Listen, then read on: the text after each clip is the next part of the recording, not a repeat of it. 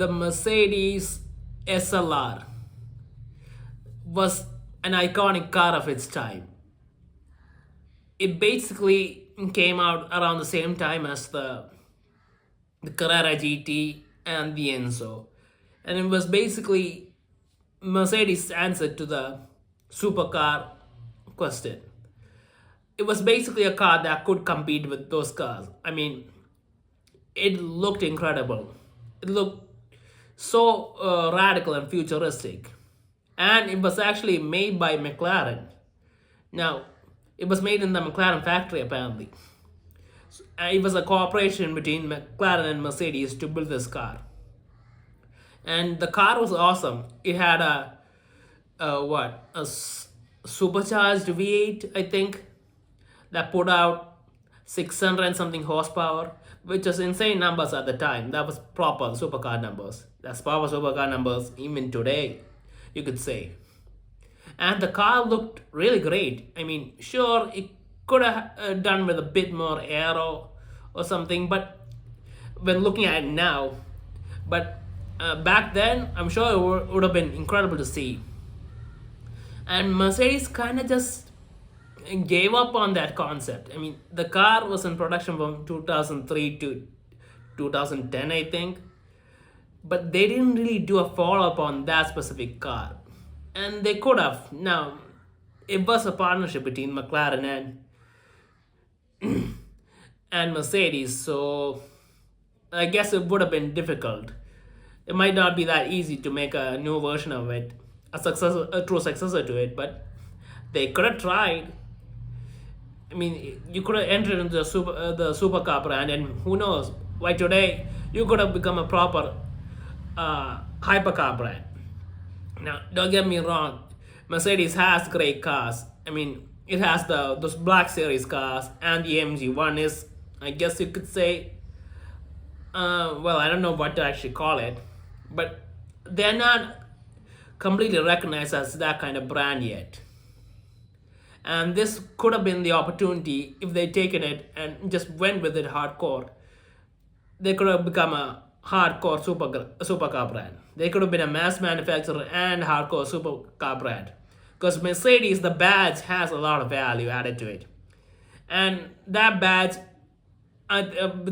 people would have been willing to buy a supercars from Mercedes.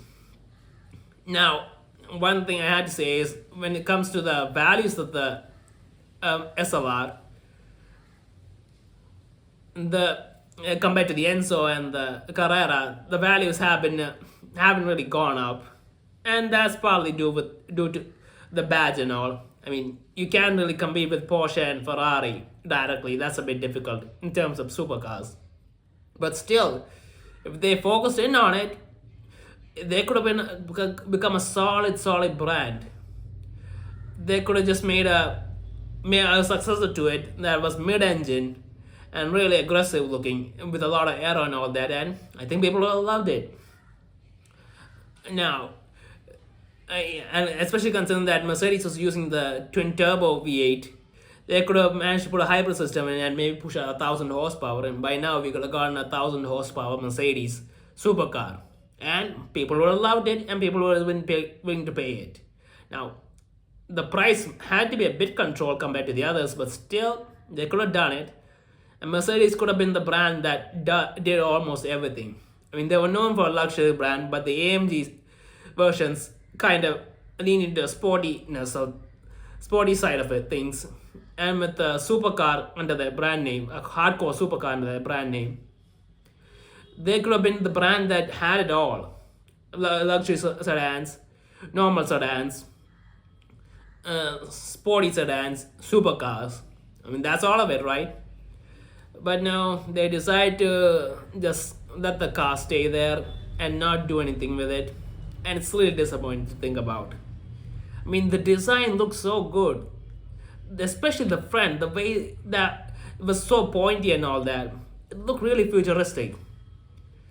Now the back, the back was a bit too tame. I mean, I could have used a spoiler or something. But still, the front looked great and looked really long and awesome. And Mercedes just let the car just stay there. They didn't just really do anything with it, and it's kind of sad. I don't know if they cannot do anything with it because of McLaren tie-up or something, but maybe they could have worked something out with McLaren and try to bring out a new version of it. I mean, McLaren that would be good for McLaren too, obviously. More brand recognition for them, and they didn't do it, and it's kind of sad thing about. And even if a future SLR is gonna come out, I'm guessing it's just gonna end up being an EV SLR. I mean, that's what they're doing with the LFA. It's gonna be an EV, which is boring. So I don't really have high hopes for a new SLR coming out anytime soon. That's gonna be an ICE engine. It's gonna be an EV, and they're bringing back all the cars that are great, that were ICE cars, and turning them into EVs. I mean, come on, why? You, no one wants an EV supercar, and especially not an really expensive multi-million-dollar EV hypercar. Why are they doing this?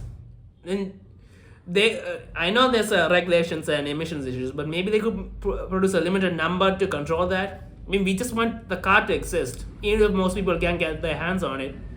I think we would be okay with it if these cars exist, that they could just see it and just enjoy seeing the car. That's all most people really want. Even they can't afford it, they want the cars to exist just so they can see it, and maybe one day just see it up close and touch it and all that, or maybe even drive it if lucky. But no, that's not where we're going, and it's kind of sad to think about how the car industry is moving right now, because it doesn't have a choice. And yeah, I don't know what to say.